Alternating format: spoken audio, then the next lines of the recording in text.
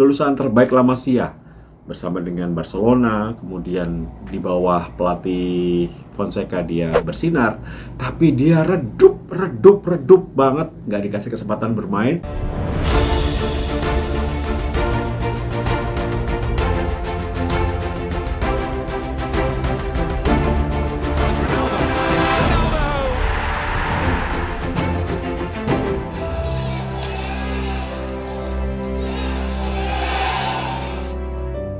Kembali di channel gua TS10 TV. Kali ini gua akan membahas mengenai beberapa pemain yang di luar ekspektasi tampilnya bagus. Justru ada juga beberapa pemain yang di luar ekspektasi mainnya makin jelek atau flop di 2022 ini. Ya, Roma saat ini kan kalau kita tahu sudah di posisi 6. Targetnya memang masuk 4 besar, tapi kayaknya berat ya.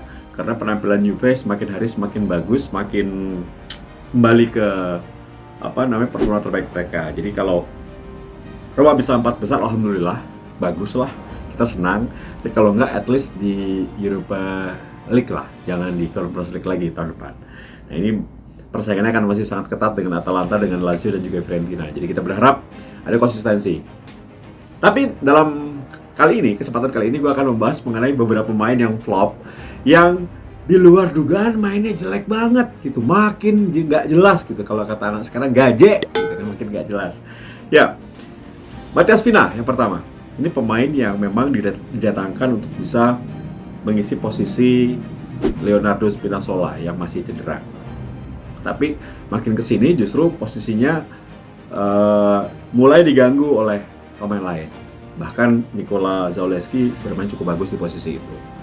Gua entah kenapa setelah cedera memang Vinha bermain kacau. Entah karena memang under pressure, kemudian belum mendapatkan performa terbaiknya. Kalau kita lihat sebelumnya, dia tuh memang cukup bagus sebetulnya di posisi itu. Tapi kemampuan bertahan dan menyerangnya tidak bisa berjalan dengan bagus. Justru bertahan aja kacau, padahal dia memiliki kemampuan bertahan lebih bagus dibandingkan menyerangnya.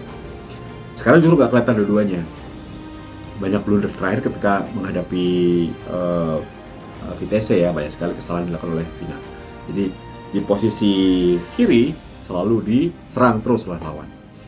Jadi gue nggak tahu kenapa, mungkin dia salah satu pemain yang akan dilepas nanti di bursa transfer akhir. Ini musim panas bener. Kemudian Ainsley Maitland-Niles, untungnya baru pinjem dengan opsi pembelian, tapi sepertinya menurut gue Maitland-Niles ini tidak cocok ya main di Itali.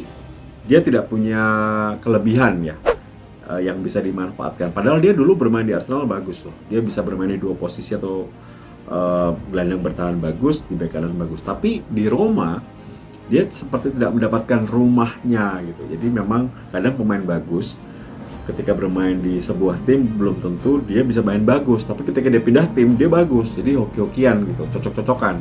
Nah, gue lihat Ainsley tidak cocok main di Roma. Jadi sepertinya dia tidak akan diperpanjang atau dilirik lagi oleh Mourinho. Pasti Mourinho akan mencari posisi bek kanan lagi di musim depan. Kemudian pemain berikutnya Jordan Verto. Wah, ini pemain yang sebetulnya 2 musim lalu bermain gacor, main bagus banget. Menjadi penalty takers, menjadi pemain yang penting, kadang muncul dari lini kedua cetak gol, bertahannya bagus, fisiknya bagus, tapi gue nggak tahu kenapa. Long COVID mungkin berpengaruh, dan juga tekanan tinggi, persaingan yang sudah semakin ketat di posisi itu.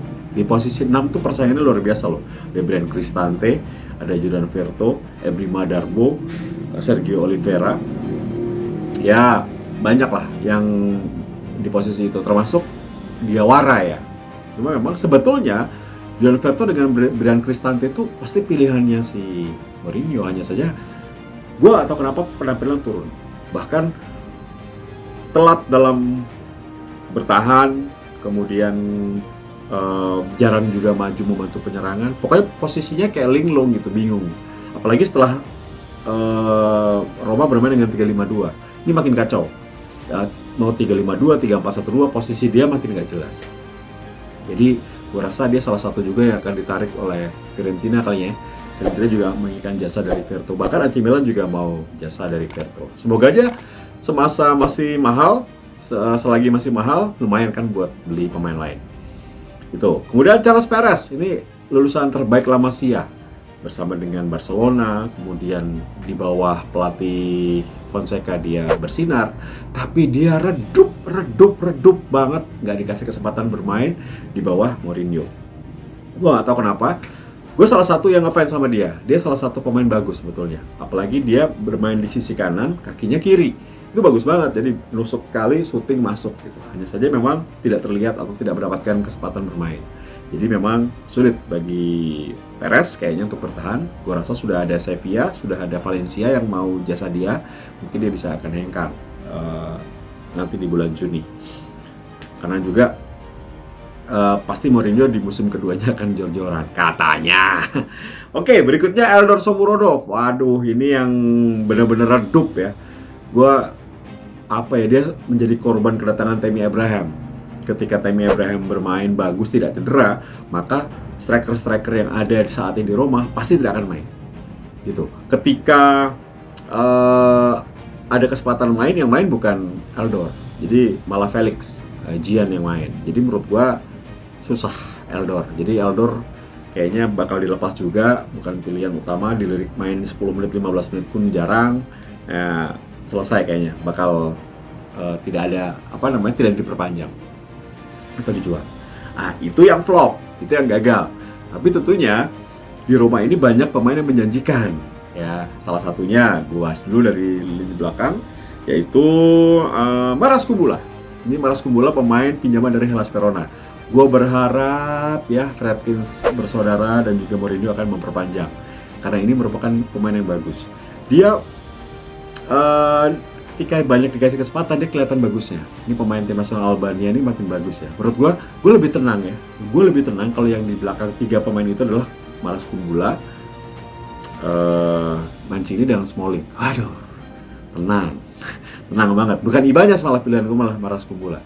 Hanya saja memang perlu keberanian pelatih untuk memberikan kepercayaan. Ini salah satu pemain yang menurut gue sukses bersama dengan Roma di putaran kedua. Kemudian Eduardo Bove, ini juga bagus. Jadi pemain pengganti tapi bagus. Jadi pemain muda yang bisa di posisi gelandang ya, cukup bagus diberikan kesempatan. Kemudian Nikola Zalewski, ini pemain Polandia, masih muda. Orang tuanya Polandia tapi dari kecil di Itali gitu. Ini juga menjadi satu opsi yang sangat bagus ketika Roma kehilangan Leonardo Spinazzola. Dirinya bisa bermain sebagai winger kiri, left midfielder, dan juga sebagai seorang wingback. Nah ini juga hati-hati, posisi Matias Pinay memang diganti oleh dia. Kalau dia nggak cedera, pasti posisinya akan diisi oleh Zalewski terus. Karena Mourinho kelihatan suka nih anak muda satu ini. Kemudian satu lagi itu adalah pemain yang Nicolo Zaniolo. Ini gue salah satu perubahan pandangan gue nih. Di 2021 gue lihat Nicolo Zaniolo jual aja deh. Udah jual, mumpung masih mahal. Inter mau ambil, Juve ambil, silakan ambil gitu. Dengan asumsi harganya masih mahal ya. Kemudian bisa untuk membeli pemain lain. Tapi ternyata ketika dia sudah menurunkan egonya dengan formasi 3-5-2 atau 3-4-1-2, dia ngeklop banget main sama si Tammy Abraham. Ini jadi pasangan yang cocok gitu. Jadi yang satu buka ruang, yang satu finisher. Cocok banget. Ini menurut gua jangan dijual. Diperpanjang. Ini godaannya mulai banyak nih, apalagi kalau Italia lolos ke Piala Dunia ya. Ini godaannya banyak banget Nicolo Zaniolo. Pasti mahal banget, dan hati-hati, Roma itu punya cerita bahwa pemainnya bisa ditawar mahal dilepas. Semoga aja Friedkins gak mata duitan ya, dan Mourinho akan mempertahankan dia, karena memang ini godaannya paling di tahun depan itu adalah bagaimana mempertahankan Nicolo Zaniolo, karena kontraknya mau habis, pasti dia akan banyak yang mau. Kemudian nama Christian Volpato. Wah, ini semoga pemain yang bisa dikatakan playmaker ya, trequartista. Ini mainnya kayak Totti tapi kiri mainnya. Kakinya kiri. Ini semoga lebih dimasukkan ke tim utama dan sering diberikan kesempatan, karena dia biar menjadi penggantinya Pellegrini. Dia bisa penggantinya Mkhitaryan. Jadi menurut gua bisa masa depannya cerah. Yang terakhir, nama Felix Avena-Gyan. Gua nggak terlalu suka ya dengan pemain ini, karena apa? Sebetulnya, tapi dia pembeda gitu. ini tidak ada pemain Roma seperti dia. Dia tuh larinya kayak kebo. Wow, lurus aja. Kalau nggak disuruh belok, nggak belok. Skillnya sih kurang ya. Instingnya juga kurang. Tapi dia punya kecepatan. Jadi gue inget waktu itu seperti ada Roma tuh selalu punya pemain seperti itu. Salah, Ludovic Giuli, kemudian dulu pernah punya Lima. Nah, ini Gian nih kayak gini gitu. Jadi dia punya kecepatan yang bisa seenggaknya mengganggu lini belakang lawan. Semoga dia lebih punya visi bermain ya. Lebih pintar lah dalam bermain sepak bola, tentunya ini akan berguna untuk Roma karena dia punya kecepatan. Dribblingnya cepat, tapi bingung habis itu mau syutingnya gimana gitu. Setelah dekat kotak penalti mau syuting atau mau passing. Nah, itu dia tuh. Itu kekurangan dari Gian atau Felix Gian. Semoga lebih matang. Jadi itu nama-nama pemain yang flop, nama-nama pemain yang harus diperpanjang atau dipermanenkan menurut gua. Semoga tujuan akhir Roma adalah zona Eropa bisa tercapai dengan pemain-pemain tadi. Gitu guys, jadi itu opini gua di konten kali ini. Semoga bermanfaat dan menghibur.